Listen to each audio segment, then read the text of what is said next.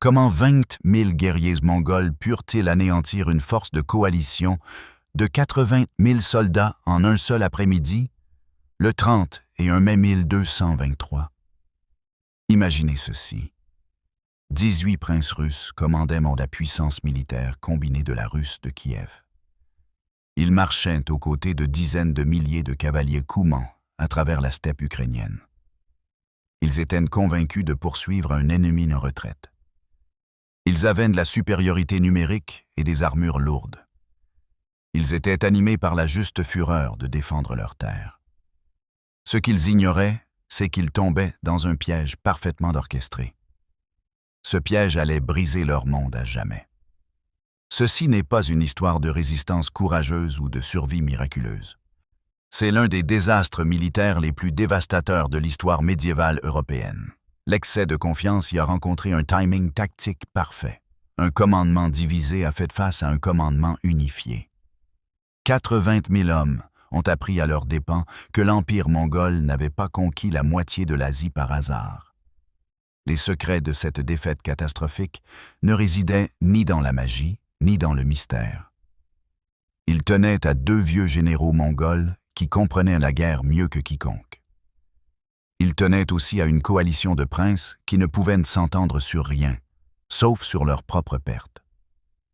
Pour comprendre ce qui s'est passé à la rivière Khalkha, il faut saisir qui étaient ces Mongols. Il ne s'agissait même pas de l'armée principale. 20 000 hommes seulement opéraient à 5 500 kilomètres de chez eux. Ils étaient sous le commandement de deux généraux ayant fait campagne sans interruption pendant 3 ans. C'étaient des vétérans des campagnes khwarezmiennes. Ils avaient détruit l'un des empires les plus puissants d'Asie centrale en moins de 2 ans. L'empire khwarezmien alignait des armées de centaines de milliers d'hommes. Cela n'avait pas d'importance. Des villes comme Bukhara et Samarcande, centres d'apprentissage islamique qui avaient résisté pendant des siècles, furent réduites en cendres. À Nishapur, en 1221, les Mongols massacrèrent tout être vivant après que les défenseurs eurent tué l'un des gendres de Gengis Khan. Les historiens modernes estiment entre 70 000 et 100 000 morts. Les Mongols construisaient des pyramides avec les crânes. C'était leur marque de fabrique. Les deux commandants menant cette expédition vers l'Ouest inconnu étaient des légendes, même parmi les Mongols. Jebé, dont le nom signifiait « flèche », avait gagné son surnom en ayant failli tuer Gengis Khan lui-même. Né vers les années 1170 sous le nom de Jirko Adai, appartenant au clan Bezoud, il combattit les Mongols en 1201. Cela s'est passé pendant la bataille des 13 côtés.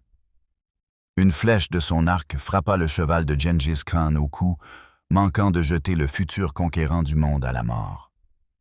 Lorsque Jebé fut capturé après la bataille, au lieu de mentir comme tout le monde s'y attendait, il se tint devant Gengis Khan. Il admit être celui qui avait tiré la flèche. La plupart des hommes seraient bien morts en hurlant pour une telle confession. Gengis Khan, reconnaissant le courage et l'honnêteté, le recruta sur le champ. En moins de 10 ans, Jebé commanda l'aile gauche de l'invasion mongole de la dynastie Jin. Il captura des forteresses qui avaient résisté pendant des générations. Des observateurs chinois le décrivirent comme ayant l'autorité d'un gouverneur de 3e rang. Il commandait les troupes d'élite de l'armée du Khan. Sa spécialité était l'impossible. Durant l'hiver 1211, il chevaucha plusieurs centaines de kilomètres devant l'armée principale. Il captura Liaoyang grâce à une fausse retraite de plus de 160 kilomètres. Ensuite, il fit demi-tour et parcourut 160 kilomètres en 24 heures. Il anéantit ainsi les forces Jin à sa poursuite. Ses manœuvres audacieuses et peu orthodoxes lui valurent le titre de « plus grand général de cavalerie de l'histoire ». En 1223, il était dans la cinquantaine. Il continuait de mener par l'exemple, de prendre des risques impossibles et de gagner. Son partenaire était encore plus redoutable. Subutai, né vers 1175 dans une famille de forgerons, s'éleva de la pauvreté absolue. il devint le principal stratège militaire de l'Empire mongol. Il rejoignit Gengis Khan comme garde adolescent. Il promit de repousser les ennemis comme le feutre protège du vent. Gengis Khan reconnut son génie. Il lui donna accès à des réunions stratégiques normalement réservées à la noblesse. En moins de 10 ans, ce fils de forgeron commandait 10 000 guerriers. Subutai était différent. Là où d'autres voyaient en des batailles, il voyait des campagnes s'étendant sur des années. Il coordonnait des armées à des centaines de kilomètres de distance. Il synchronisait les attaques à travers des chaînes de montagnes. Il concevait des stratégies qui ne seraient égalées qu'avec la guerre moderne. Lorsque le Shah khwarezmien s'enfuit avec 50 000 cavaliers d'élite, Subutai, avec seulement 20 000 hommes, le combattit jusqu'à l'immobilisation. Il faillit même capturer le Shah. Cela brisa tellement la confiance du Shah qu'il ne rallia plus jamais ses armées.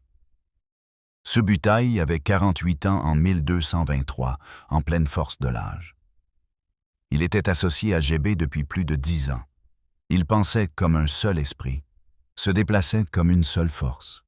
Après la mort du Shah, en fuite fin 1220, Gengis Khan leur donna la permission pour leur grande incursion. Il s'agissait de contourner la mer Caspienne, de sonder l'Ouest et de collecter des renseignements. Ils traversèrent le Caucase en hiver à travers 1,50 m de neige. Ils vainquirent Dekhan la Géorgie, dont le roi mourut au combat. Ils écrasèrent toutes les tribus caucasiennes par la corruption et la violence. En 1222, ils émergèrent dans la steppe russe. Là, ils rencontrèrent les Koumans, des nomades turcs contrôlant les vastes steppes de la mer Noire. Le Khan Kotian rassembla ses forces près de la rivière Don. Les Mongols les anéantirent complètement. Kotian s'enfuit vers le seul endroit où il pouvait espérer de l'aide. Ce fut la cour de son gendre, Mstislav Mstislavitch de Galicie. Mstislav le Hardi, né vers 1176, avait acquis sa réputation lors des guerres Kipchak de 1193 et 1203. C'était un prince guerrier qui menait par l'exemple. Il avait pris le trône de Novgorod, délivré des villes assiégées, et en 1216, il avait vaincu Vladimir Souzdal à Lipitsa. Il était ambitieux, agressif, expérimenté et marié à la fille de Kotian. Lorsque Kotian arriva début 1223, apportant des cadeaux d'or, d'argent et d'esclaves, suppliant de l'aide contre un ennemi inconnu, Mstislav écouta. Les Koumans décrivirent des guerriers différents de tout ce qu'ils avaient rencontré. Ils étaient disciplinés, mobiles et impitoyables. En mars 1223, les principautés russes se rassemblèrent à Kiev pour un conseil tumultueux. Mstislav Romanovitch le Vieux, grand prince de Kiev depuis 1214, présida la réunion. Les avertissements Koumans déclenchèrent 3 jours de vifs débats. Beaucoup de nobles étaient sceptiques, suggérant une exagération ou de la corruption. Mstislav Romanovitch avança l'argument qui brisa la résistance. Il dit que s'il n'aidait pas les Koumans maintenant, ceux-ci pourraient s'allier aux Mongols. Ils se retourneraient alors contre la Russie. Les princes acceptèrent à contre-cœur, mais se disputèrent immédiatement le commandement. Mstislav le Hardi avait l'expérience du combat. Mstislav Romanovitch avait le prestige. Leur compromis ne satisfit personne. Mstislav Romanovitch commanderait Kiev, Tchernigov et Smolensk. Mstislav le Hardi dirigerait la Galicie-Volhynie et Lutsk. Il n'y avait aucun commandement unifié. Cette décision, née de la fierté et de la rivalité, allait tuer des dizaines de milliers de personnes. Les Russes se préparèrent à la guerre à la mi-mars. Ils se rassemblèrent début avril au grand méandre du Dniepr, où commençait la route Zalozny. L'infanterie de Kiev, Tchernigov et Smolensk descendit la rivière en bateau. La cavalerie, quant à elle, chevaucha sur la rive ouest. Les forces de Galicie-Volhynie voyagèrent douan le long du Dniestre jusqu'à la mer Noire, puis remontèrent devant le Dniepr. Des bandes de guerre Koumanes arrivèrent au compte-gouttes. La force combinée comptait de 50 000 à 60 000 hommes. Certaines estimations atteignaient 80 000.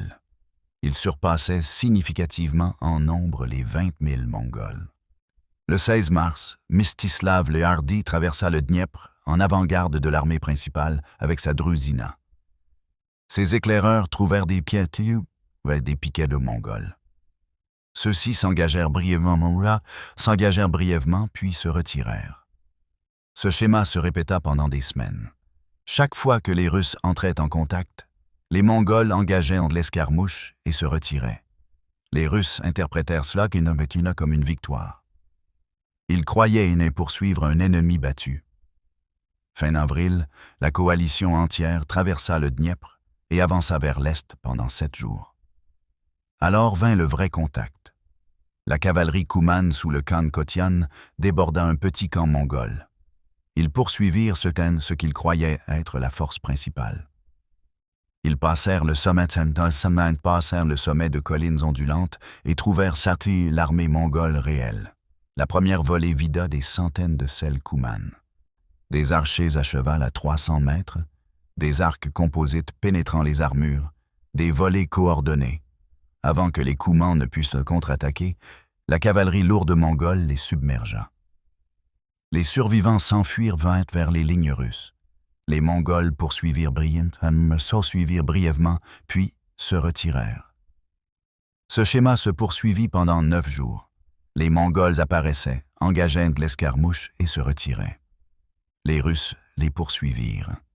Jebé Subutaï exécutaient la classique fausse retraite. Ils attiraient la coalition plus profondément dans la steppe. Cela étirait les lignes de ravitaillement et fatiguait les hommes et les chevaux. Ils dispersaient également les forces russes. Différents princes avançaient en effet à des vitesses différentes, maintenant des commandements indépendants.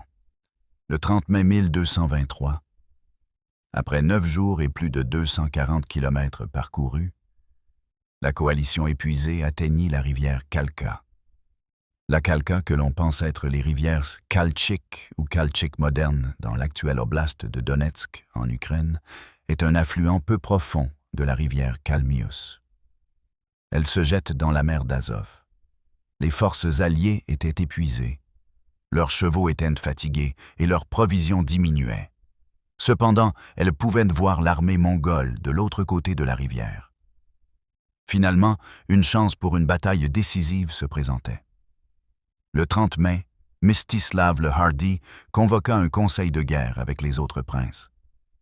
Ce fut la réunion la plus houleuse de la campagne, marquée par d'intenses désaccords et conflits. Mstislav Romanovitch de Kiev voulait établir des positions défensives. Il souhaitait attendre que les Mongols les attaquent. Mstislav le Hardi voulait traverser la rivière immédiatement et engager le combat. Il craignait que l'ennemi ne s'échappe à nouveau. Les princes débattirent pendant des heures, les voix s'élevant et les vieilles rancunes refaisant surface. Ils étaient venus si loin à la poursuite d'un ennemi qui continuait de fuir. Et maintenant, certains voulaient attendre. D'autres princes prirent parti pour l'un ou l'autre Mstislav. Ils se basaient sur de vieilles alliances et des querelles plutôt que sur la sagesse tactique. En fin de compte, la coalition se fractura complètement. Mstislav le Hardi perdit patience face aux disputes. Le 31 mai, il ordonna à ses propres forces de traverser la rivière Kalka. Il était accompagné de son gendre Daniel de Volhynie et de la cavalerie Koumane restante. Il n'attendait pas la permission du grand prince de Kiev. Il allait gagner cette bataille lui-même. Mstislav Romanovitch, voyant son rival agir indépendamment, devint furieux mais ne put l'arrêter. Au lieu de cela, il établit ses propres forces sur une colline fortifiée. Cette position se trouvait sur la rive ouest de la rivière, derrière une palissade en bois. Il défendrait sa position séparément. Les forces de Tchernigov, sous Mstislav Sviatoslavitch, approchaient encore de l'ouest. Elles ignoraient que la bataille était sur le point de commencer. La coalition qui avait marché ensemble pendant des semaines entra en bataille comme trois armées distinctes, sans aucune coordination. La bataille commença vers midi. Le 31 mai 1223. Les forces de Mstislav le Hardy comptaient peut-être de 15 000 à 20 000 hommes. Cela incluait sa Druzina galicienne, la cavalerie de Daniel de Volhynie et des cavaliers coumans. Elles traversèrent Tsanedies et la rivière Kalka et se déployèrent sur la rive est. Elles pouvaient voir l'armée mongole devant elles, apparemment en formation défensive. Les Mongols étaient en infériorité numérique et attendaient. Ce que les Russes ne pouvaient pas voir, c'étaient les réserves mongoles positionnées derrière des collines. Elles étaient cachées par le terrain que Djebé et Subutai avaient spécifiquement choisi. Mstislav le Hardy ordonna à sa cavalerie d'avancer. Les Coumans chevauchèrent les premiers, désireux de se racheter après leur défaite précédente. Ils chargèrent dans les positions mongoles au galop. Les Mongols réagirent avec leur tactique caractéristique. La première ligne d'archers à cheval mongol commença à décocher des volées. La cavalerie Kouman était encore à 400 mètres de distance. Les arcs composites recourbés utilisés par les Mongols étaient des merveilles d'ingénierie. Faits de bois laminé, de cornes et de tendons, ils pouvaient pénétrer une armure de mailles à 300 mètres. Chaque guerrier mongol pouvait tirer avec précision à cheval au galop. Il touchait des cibles mouvantes et relâchait 10 flèches par minute. Alors que les Coumans réduisaient de la distance, les archers mongols commencèrent à reculer en unités coordonnées. Ils maintenaient leur volée de flèches tout en se déplaçant. C'était de nouveau la fausse retraite, mais exécutée au niveau tactique pendant la bataille. Les Coumans, pensant qu'ils brisaient de la ligne mongole, poursuivirent plus hardiment. Alors la cavalerie lourde mongole chargea par les flancs. La cavalerie lourde mongole, en 1223, portait l'armure pillée lors de ses campagnes du Caucase. Ce n'étaient pas les archers à cheval légèrement armés du stéréotype. C'étaient des troupes de choc. Des hommes et des chevaux en armure d'écaille ou à plaques lamellaires. Ils brandissaient des lances et des sabres. Ils étaient entraînés à briser les formations d'infanterie. Ils frappèrent de la cavalerie Kouman de 2 directions simultanément. Pendant ce temps, les archers à cheval continuaient de leur voler. Les Coumans rompirent presque immédiatement. Ils firent demi-tour et s'enfuirent vers les lignes russes dans une panique totale. Derrière eux venaient les Mongols. Derrière les Mongols venait le désastre. Les Coumans en fuite percutèrent directement l'infanterie lourde russe en progression. Celle-ci avançait pour soutenir ce qu'elle croyait être une percée coumane. Au lieu de cela, des milliers de chevaux et de cavaliers paniqués brisèrent leur formation. La cavalerie mongole suivait de près. Elle exploitait le chaos avant que les Russes ne puissent reformer leur ligne. Mstislav le Hardy tenta désespérément de rallier ses forces. Sa Druzina formait une position défensive. Les boucliers étaient verrouillés, les lances abaissées. Ces guerriers russes étaient de bons soldats. Ils étaient braves et disciplinés. Mais les tactiques mongoles démontraient une supériorité presque injuste. Au lieu d'affronter les Russes dans la collision frontale, c'était la caractéristique de la guerre européenne. Les Mongols utilisaient de la mobilité pour attaquer de plusieurs directions simultanément. Les archers à cheval encerclaient les formations russes. Ils déversaient des flèches sur des troupes compactes qui ne pouvaient pas répondre efficacement. Quand une section de la ligne russe s'affaiblissait sous le feu des flèches, la cavalerie lourde mongole chargeait ce point précis. Elle perçait puis se retirait avant que les Russes ne puissent contre-attaquer. C'était une guerre chirurgicale. L'ennemi, lui, ne connaissait que les coups de marteau. Pour aggraver les choses, au moment exact où Mstislav le Hardy se battait pour sa vie sur la rive est, l'armée de Tchernigov, sous Mstislav Sviatoslavitch, arriva finalement de l'ouest. Ils n'avaient aucune idée que la bataille avait déjà commencé. Ils avançaient en colonne de marche, non en formation de bataille. Ils entrèrent en collision frontale avec la masse de Coumans en retraite, fuyant à travers la rivière. Les Mongols, voyant ce nouveau chaos, déployèrent des bombes fumigènes. C'étaient des engins primitifs, mais efficaces. Ils contenaient probablement du soufre et d'autres matériaux. Ces éléments créaient une épaisse fumée noire. La fumée perturba la capacité de l'armée de Tchernigov à voir ou à coordonner ses actions. La cavalerie mongole attaqua à travers la confusion. Elle ciblait les officiers et les étendards. La ligne de Tchernigov s'effondra. Le prince Mstislav Sviatoslavitch de Tchernigov fut tué dans la mêlée. Sa suite fut anéantie autour de lui. Pendant ce temps, Djébé et Subotai exécutaient la phase finale de leur plan. Les ailes mongoles commencèrent à se refermer autour de l'armée russe en déroute. Elles coupaient toutes les voies de retraite. C'était l'enveloppement mongol classique. Cette tactique avait déjà détruit des armées de la Chine à la Perse. Les Russes encerclés avaient le dos à la rivière. La cavalerie mongole les attaquait sur 3 côtés. Ils furent frappés par volée après volée de flèches, chaque fois qu'ils tentaient de former un carré défensif. La cavalerie lourde mongole chargeait toute faiblesse dans la formation. Il n'y avait nulle part où fuir. Les hommes qui sautaient dans la rivière pour s'échapper étaient abattus dans l'eau. Ceux qui tentaient de percer les lignes mongoles étaient fauchés. Le massacre dura des heures. Daniel Romanovitch de Volhynie, âgé de 22 ans, combattait sa première grande bataille. Il fut blessé par une lance mongole, mais parvint à rester en selle. Mstislav le Hardy, réalisant que la bataille était perdue, se fraya un chemin. Il traversa l'encerclement mongol avec le noyau de sa Drudina. Ils percèrent les lignes ennemies dans une charge désespérée.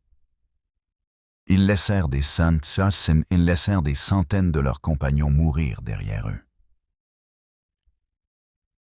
Puis, ils s'enfuirent vers l'ouest, en direction du Dniepr. Ils furent parmi les très rares à s'échapper. La chronique de Novgorod, la source contemporaine la plus fiable, rapporte un triste bilan. Seul un soldat sur 10 ayant traversé la rivière Kalka revint vivant. Cela signifie que l'armée de Mstislav le Hardy, forte de 15 000 à 20 000 hommes, a subi d'énormes pertes. Environ 13 500 à 18 000 hommes furent tués. Mais le pire était encore à venir. Mstislav Romanovitch de Kiev, le grand prince, avait observé le désastre se dérouler. Il était depuis sa colline fortifiée sur la rive ouest. Il avait vu les Koumans rompre. Il avait vu l'armée de Tchernigov détruite. Il avait vu Mstislav le Hardy s'échapper de justesse. Maintenant, les Mongols tournèrent toute leur attention vers lui. Djébé et Subotai détachèrent une force importante. Elle était dirigée par leur meilleur commandant. Elle encercla la position du grand prince. Pendant 3 jours, du 31 mai au 2 juin, Mstislav Romanovitch et son armée résistèrent. Ils étaient derrière leur palissade de bois. Ils avaient de l'eau de la rivière. Ils avaient des provisions. Là, ils avaient un terrain défensif. Ils repoussèrent les assauts mongols et infligèrent des pertes. Cela prouva la capacité de l'infanterie lourde russe. Elle pouvait tenir des positions défensives si l'occasion lui était donnée. Le 3e jour, les commandants mongols s'approchèrent sous un drapeau blanc. Ils étaient menés par un homme nommé Plosknia. Les chroniques le décrivent comme un Brodnik. C'était un mercenaire ou guide-slave travaillant pour les Mongols. Plosknia s'approcha de la palissade. Il parla aux princes russes dans leur propre langue. Il offrit des conditions de reddition. Si Mstislav Romanovitch, son fils Vsevolod, ses gendres Andrei et Alexandre de Dubrovitz, ainsi que les autres nobles se rendaient, les Mongols épargneraient de leur vie. Aucun sang ne serait versé. Ils seraient retenus pour rançon comme des prisonniers de guerre civilisés. Plosknia embrassa même la Sainte Croix. C'était un serment chrétien qu'aucun Russe n'oserait rompre. Il jura que les Mongols respecteraient ces conditions. Mstislav Romanovitch n'avait pas de bonnes options. Son armée était encerclée. Aucun renfort n'arrivait. Les provisions ne dureraient pas éternellement. Il accepta de se rendre. Les 2 ou 3 juin 1223, les nobles Russes sortirent devant de leur forteresse. Ils furent immédiatement liés avec des cordes. Les Mongols avaient menti. Plosknia avait menti. La Sainte Croix qu'il avait embrassée ne signifiait rien. La chronique de Novgorod décrit la suite des événements avec une horreur totale. Les commandants mongols firent allonger les princes capturés sur le sol. Ils les recouvrirent de saintebilles de lourdes planches de bois. Ensuite, des soldats mongols s'assirent suintes sur les planches pour organiser un festin de victoire. Ils mangeaient et buvaient. Pendant ce temps, les hommes dessous suffoquaient lentement sous leur poids. Mstislav Romanovitch, grand prince de Kiev, mourut lentement pendant des heures. Il fut écrasé et étouffé. Il entendait les Mongols célébrer au-dessus de lui. Son fils et ses gendres moururent de sang de la même manière. Une fois le festin terminé, les Mongols prirent la palissade. Ils massacrèrent les soldats russes de base qui s'étaient rendus. Des milliers furent tués. Ce n'est qu'alors qu'ils se tournèrent pour poursuivre les restes de l'armée russe fuyant vers l'ouest. Les chiffres des pertes de Khalkha sont contestés. Cependant, toutes les sources s'accordent sur leur caractère catastrophique. La chronique primaire, rédigée au plus près des événements, enregistre 10 000 morts russes. La chronique niconienne, beaucoup plus tardive, revendique 60 000 morts. Mais ce chiffre est considéré comme exagéré. Des historiens modernes comme Richard Gabriel suggèrent 50 000 pertes totales. Cela inclut les blessés et les capturés parmi toutes les forces de la coalition. L'évaluation la plus fiable provient de la première chronique de Novgorod. Elle affirme que seul un homme sur 10 est rentré chez lui. Si la coalition a aligné 50 000 à 60 000 soldats, cela signifie 45 000 à 54 000 pertes. Les pertes mongoles furent minimes, peut-être quelques centaines de morts, tout au plus. Ce fut l'une des victoires les plus unilatérales de l'histoire médiévale. 9 princes russes moururent à Khalkha, ou juste après la bataille. Outre les 3 capturés et écrasés sous les planches, 6 autres furent tués. Cela s'est produit lors de la poursuite effrénée vers le Dniepr. Les morts comprenaient Mstislav Sviatoslavitch de Tchernigov, Alexandre Glebovitch et Sviatoslav Yaroslavitch. Les noms d'autres princes remplissaient les chroniques. Chaque prince mort représentait une principauté sans chef.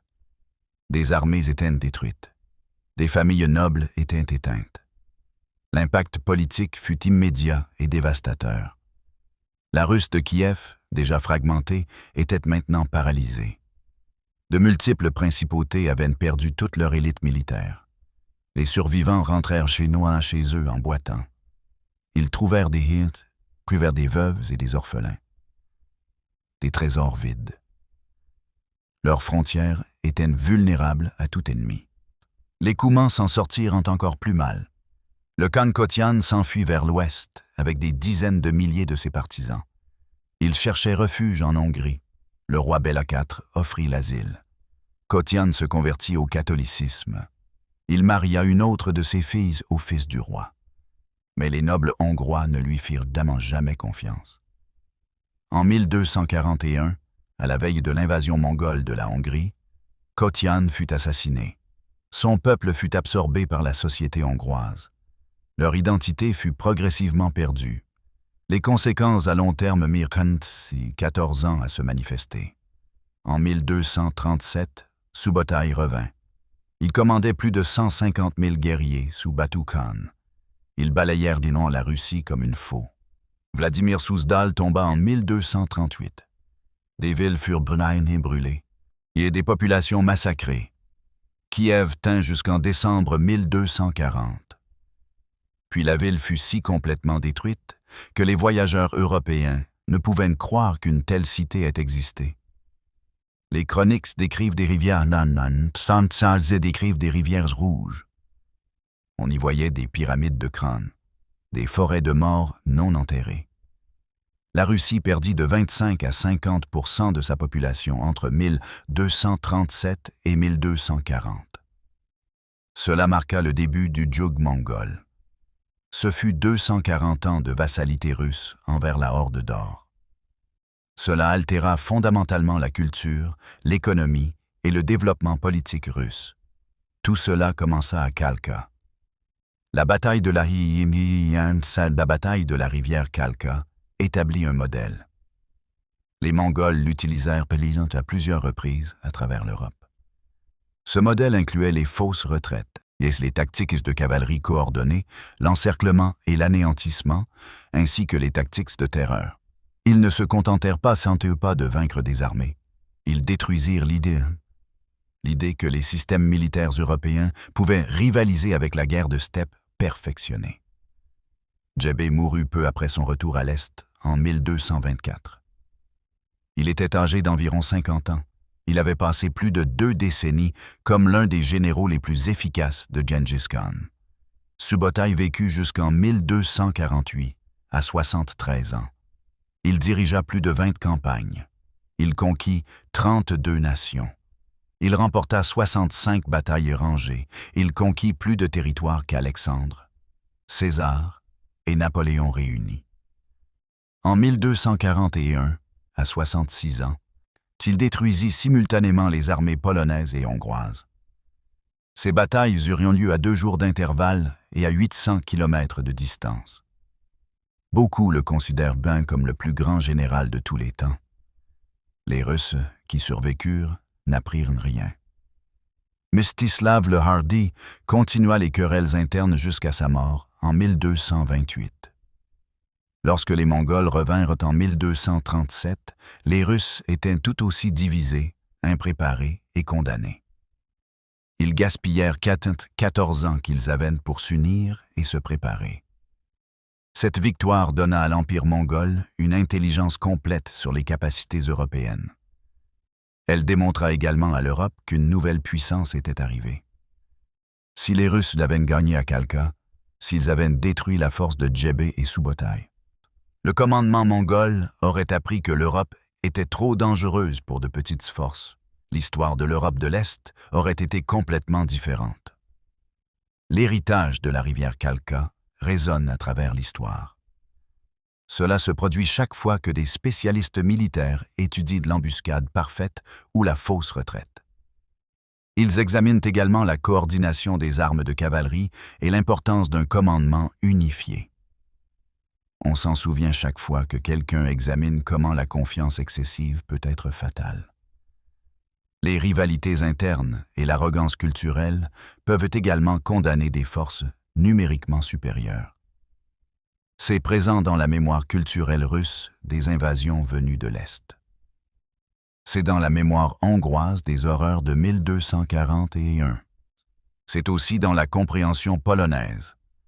La géographie les rend vulnérables aux cavaliers de la steppe. 20 000 Mongols détruisirent 60 000 soldats de la coalition. Ils n'y parvinrent pas grâce à une supériorité numérique, un meilleur équipement ou de la magie. Leur succès vint d'un timing parfait, d'un commandement unifié et d'une flexibilité tactique. Leurs généraux comprenaient la guerre comme une science plutôt qu'un concours d'honneur. La bataille de la rivière Khalkha est un monument. Elle illustre ce qui arrive lorsque l'orgueil rencontre le professionnalisme. Elle montre aussi la confrontation entre la division et l'unité. Enfin, elle représente le choc entre les vieilles méthodes et l'innovation. Cela nous rappelle qu'en guerre, comme dans la vie, la taille ne compte pas si l'on se bat bêtement. Ces 20 000 Mongols ont changé l'histoire européenne pour toujours. Ils l'ont fait un après-midi de printemps en 1223. Leur succès provenait d'une meilleure préparation, d'un meilleur commandement et d'une meilleure coordination. Leurs ennemis croyaient en que le nombre et l'armure suffisaient. Ils n'avaient pas raison. Ce n'est jamais le cas. 45 000 soldats russes écoulement morts l'ont prouvé de la manière la plus sanglante possible. Merci d'avoir regardé cette analyse approfondie de l'une des catastrophes militaires. militaires les plus dévastatrices de l'histoire. Si vous avez trouvé cette analyse captivante, veuillez cliquer sur le bouton « J'aime ». Aidez-nous à atteindre 1000 mentions « J'aime » dans les 24 prochaines heures. Abonnez-vous à la chaîne pour plus de contenu sur l'histoire militaire. Nous allons au-delà des résumés superficiels. Nous explorons les tactiques, les personnalités et les conséquences qui ont façonné notre monde. Laissez un commentaire ci-dessous pour me dire quelle bataille historique vous souhaitez voir couverte ensuite. Pourrions-nous examiner la destruction de la Pologne et de la Hongrie par les Mongols en 1241, ou bien la résistance d'Alexandre Nevski contre les envahisseurs occidentaux? Peut-être la chute de Constantinople? Faites-moi savoir ce que vous voulez voir. Jusqu'à la prochaine fois, souvenez-vous que dans la guerre, un timing parfait l'emporte sur une force écrasante. Les Mongols l'ont prouvé. Les Russes l'ont appris à leurs dépens. Et nous continuons d'étudier ces leçons aujourd'hui.